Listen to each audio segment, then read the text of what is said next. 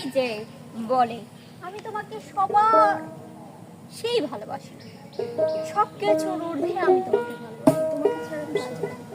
কিন্তু আমি যে এখানে এসে দাঁড়া থাকি একটা একটা একটা মেয়ে এই বাগানের মধ্যে, তার আশার নামে খোঁজি নাই কি রকম ভালোবাসা আমি বুঝি না।